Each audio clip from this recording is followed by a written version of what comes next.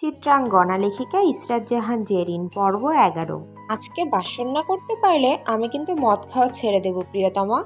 ফারাজের কণ্ঠে অদ্ভুত ধীরতা, চিত্রার চোখে স্পষ্ট ভয়, শরীরে কেমন যেন অদৃশ্য কাঁপুনি অনুভব হচ্ছে তার। ভীত কণ্ঠে সে বলল, কাছে আসবেন না, এমন একটা কিক মারবো না একেবারে ডেনমার্কে গিয়ে পড়বেন। আরে বউ, হানিমুনে ডেনমার্কে যেতে চাইছো সেটা সরাসরি বললেই তো পারো। এমন কিক ফিকের কথা বলে বোঝানো লাগবে নাকি? আমি কিন্তু মার্শাল আর্ট জানি, তোমার বালের চুংচাংফু আমার কিচ্ছু করতে পারবে না। ফারাজ গায়ে সাদা শার্টটা খুলতেই লোমশ সুঠাম বুকটা উন্মোচিত হয় তার। চিত্রা সেদিকে তাকায় না, এখন তাকালে আরও বিপদ বাড়বে। ফারাজ প্যান্টের পকেট থেকে পেইন কিলারটা বের করে বিছানায় রেখে বলল, পেইন কিলারকে এখন থেকে নিজের সঙ্গী করে নাও প্রিয়তমা, একে সারা জীবন তোমার কাজে লাগবে। কারণ এখন তো যন্ত্রণা পাওয়া কেবল শুরু, মৃত্যুর আগ অবধি তোমাকে ক্ষত সহ্য করতে হবে, দহন সহ্য করতে হবে, আর সবচেয়ে বড় কথা, ফারাজ এলাহিকে সহ্য করতে হবে। ঔষধ দিয়েছি শরীরের ব্যথা সারানোর জন্য, মনের ব্যথা তো ফারাজ এলাহি নিজেই। ঔষধে কেবল শরীরের ক্ষত দূর করা যায়, তবে মনের ব্যথা নয়। আই রিপিট, ফারাজ এলাহি তোমার সেই ক্ষত যা কোনো ওষুধে সারানো সম্ভব নয়, এটা পার্মানেন্ট। চিত্রা মুক্তির জন্য ধস্তাধস্তি করছে, তবে পুরুষ মানুষের শক্তি যে এত বেশি তা চিত্রার জানা ছিল না। চিত্রা হাত ছাড়ানোর জন্য যুদ্ধ করছে, অথচ লোকটা নড়ছেও না, সরছেও না। কিন্তু ফারাজের এক হাতে সে একেবারে বন্দি। কি সুন্দরভাবে এক হাত ব্যবহার করে তার দুই হাতকেই নিজের আয়ত্তে রেখেছে লোকটা। উফস, তুমি বেশি নড়ো। চিত্রা এবার সহ্য না করতে পেরে গর্জে উঠল, দেখুন, আমার কাছে আসলে আপনাকে আমি খুন করব। চিত্রার চোখের ওপর চুলগুলো ছড়িয়ে ছিটিয়ে রয়েছে। ফারাজ চিত্রার গালে হাত বুলিয়ে চুলগুলো চোখের ওপর থেকে সরিয়ে বলল, লিখব তোমার হাতে আমি আমার মরণ। ফারাজ, ধরলাম না শুনলাম না তবুও চিৎকার। ও মাই গড। ফারাজ কথা না বাড়িয়ে চিত্রার কপালে একটা আলতো চুমু বুলিয়ে দেয়। আক্রমণ নেই সেখানে, কেবল সবটা জুড়ে আছে মাতাল করা তৃষ্ণা। চিত্রা পাথর হয়ে যায়। আচ্ছা, সে এমন করছেই বা কেন? হুট করে চিত্রাকে এমন স্তব্ধ হতে দেখে ফারাজ নিজেও কিছুটা ভ্রু কুঁচকায়। হঠাৎ চিত্রা কি ভেবে টলমলো চোখে বলে উঠল, ছুবেন না আমাকে, আমি সোহাগকে ভালোবাসি। ফারাজ মুখ তুলে একবার চিত্রার দিকে তাকালো, তার চোখে আগুন জ্বলে উঠল। চেহারার দীপ্তি মুহূর্তেই ম্লান হয়ে গেল। দাঁতে দাঁত পিষে চিত্রার গাল চেপে ধরল সে। আঙুল গভীরভাবে ঢুকে গেছে কোমল গালের মধ্যেখানে। তুই শুধু আমার, তোকে কেবল আমি স্পর্শ করব। তোর মুখ দিয়ে কেবল ফারাজ এলাহির নাম বের হবে। বলে দিচ্ছি, সোহাগের কবর খুঁড়তে আমাকে বাধ্য করিস না। ফারাজ সবটুকু রাগ আর হিংস্রতা নিয়ে বিলীন হয়ে গেল চিত্রার মাঝে। মেজাজ গরম হওয়ার জন্য তার একটা কথাই যথেষ্ট। চিত্রা সেই একটা কথাই বলে সবটা নষ্ট করে দিয়েছে। এখন 30 বছরের হিংস্র ক্ষুধার্ত সিংহের হাতে মরতে তো তাকে হবেই। চিত্রার চোখ দিয়ে অশ্রু গড়িয়ে পড়ছে, তবে শেষে আর সে বাধা দেয়নি। ফারাজ এলাহি যে তার স্বামী, তার জীবনের বৈধ পুরুষ, তবুও ফুল চোখনি ফুরাচ্ছে না। ফারাজের সেদিকে কোনো খেয়াল নেই, খেয়াল থাকবেই বা কেন? শিকারি কি তার শিকার কখনো ছেড়ে দেয়?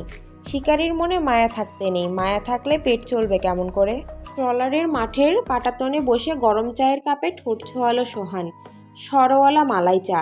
আকাশটা আজ মেঘাচ্ছন্ন, চারিপাশে গুমোট এক অন্ধকার। আকাশের গায়ে ঝুলছে ভারী কালো মেঘ। বৃষ্টি নামার অপেক্ষায় পুরো প্রকৃতি থ মেরে আছে। বাতাসে ভেজা লবণাক্ত গন্ধ।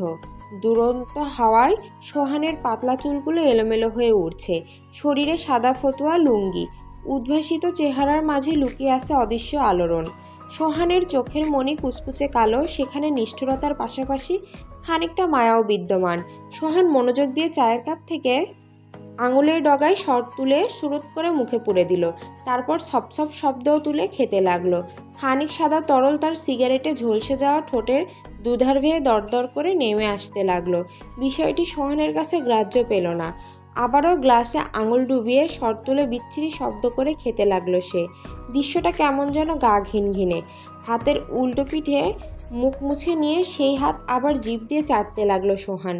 চোরা হাসিতে ঠোঁট বাঁকা হয়ে উঠল তার।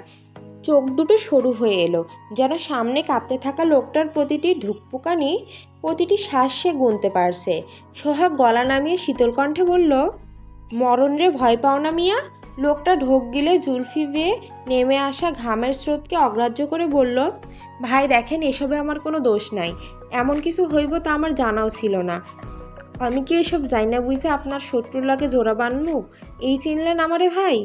সোহান ফ্যাক ফ্যাক করে হাসলো। সেই হাসিতে ছিল বিদ্রূপ আর তাচ্ছিল্য। কামে গাফিলতি করছো দেখাই তো এত বড় ভুল হয়েছে। সোহান তোমারে কি চিনব?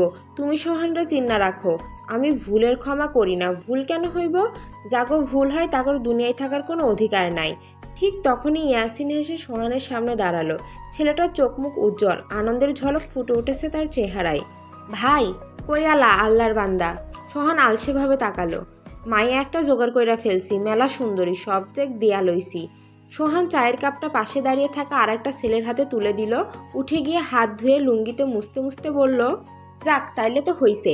লোকের হাতে সবগুলারে তুইলা দিলে এবার ভালো একটা প্রফিট আইব। তুই আমার পিস্তলটা দে, ফোন না করলে আমার আবার হাত চুলকায়। সোহান সামনে পড়ে থাকা লোকটির দিকে চেয়ে বলল একেবারে স্বাভাবিক ভঙ্গিতে। লোকটার চোখ বিস্ফোরিত হয়ে গেল।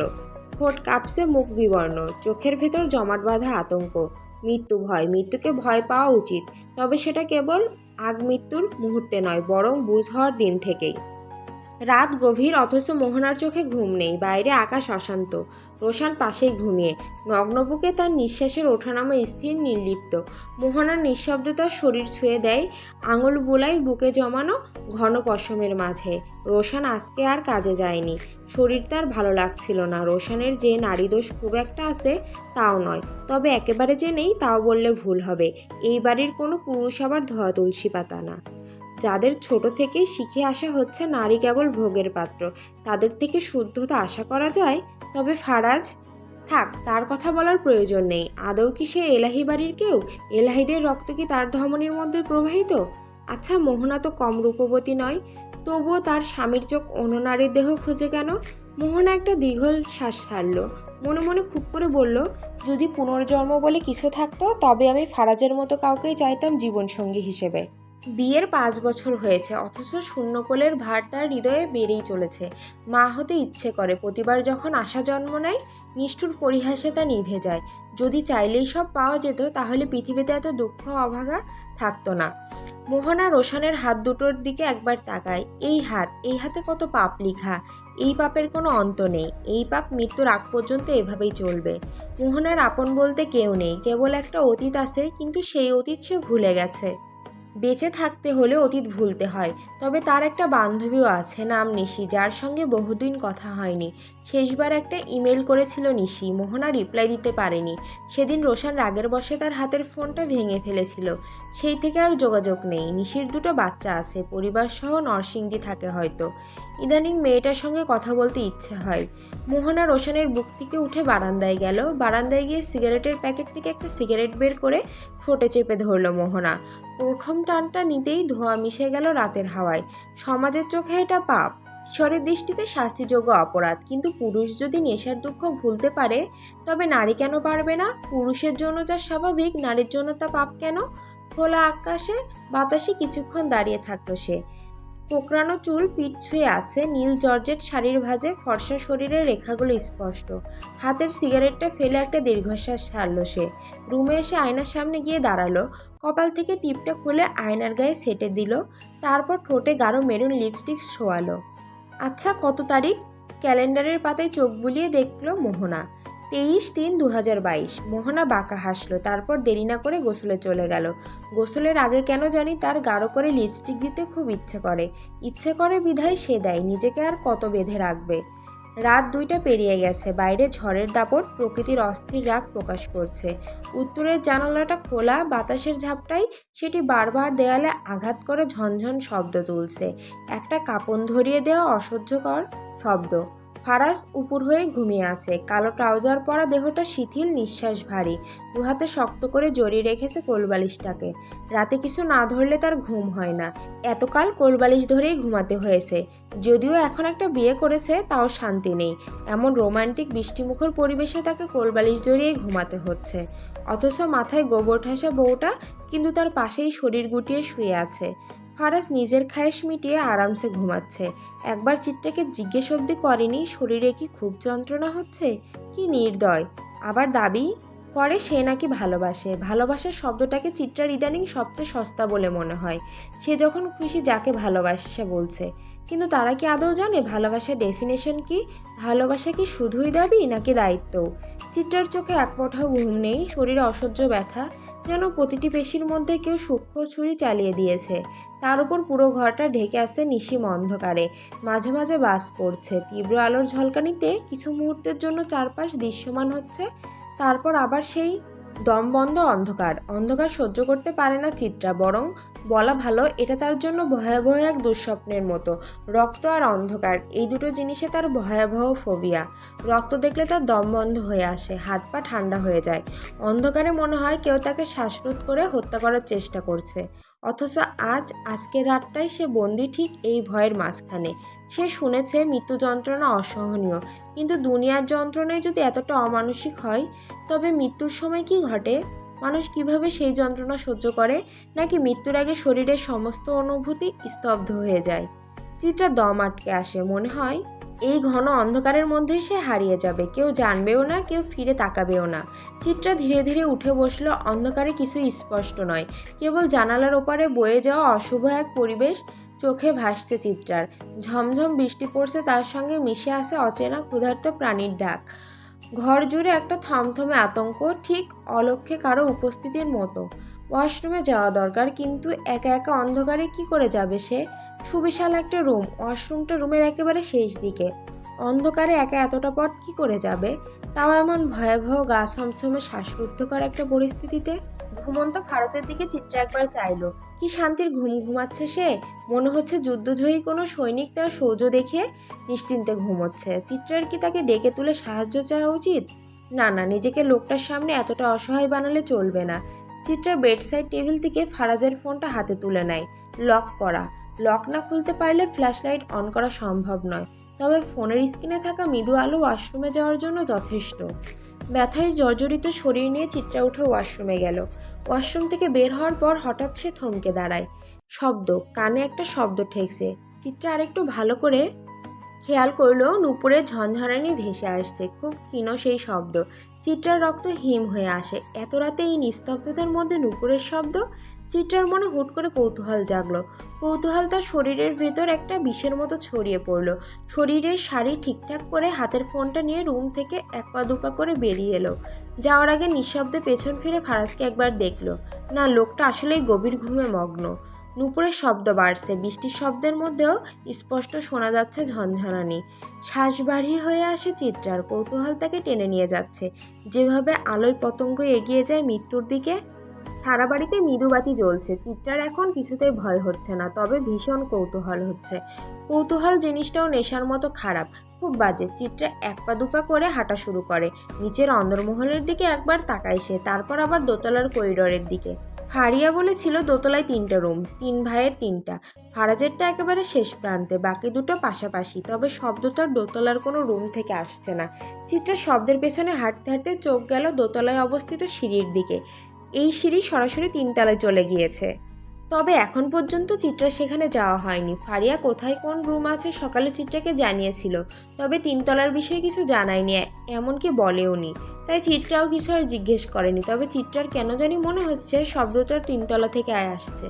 সেখানে কি যাওয়া উচিত, ভাবলো চিত্রা। তারপর আবারও এগিয়ে গেল। সিঁড়ির সামনে এসে হুট করে আবারও থমকে দাঁড়ালো সে। গানের শব্দ আসছে, মেয়েলি কণ্ঠস্বর। কে যেন সুরেলি গলায় রবীন্দ্রসঙ্গীত গাইছে। গানের সুর শুনে তো তাই মনে হলো। সুর কেমন যেন অপার্থিব, তবে কোন গানটা গাওয়া হচ্ছে তা ঠিক ধরতে পারছে না চিত্রা। ফারাজের ফোনের স্ক্রিন অন করে চিত্রা দেখলো 3টার কাছাকাছি বাজে। ফোনে চার্জ নেই, 1%। না জানি কতক্ষণ ধরে 1% চার্জ দিয়ে কাজ চালানো হয়েছে। যে কোনো মুহূর্তেই ফোনটা অফ হয়ে যেতে পারে। 3তলার সিঁড়ি পুরো বিদঘুটে অন্ধকারে ছেয়ে আছে। চিত্রা সাহস করে সিঁড়িতে এক পা রাখলো, তবে আরেকটা পা রাখতেই হুট করে বিদ্যুৎ চলে যায়।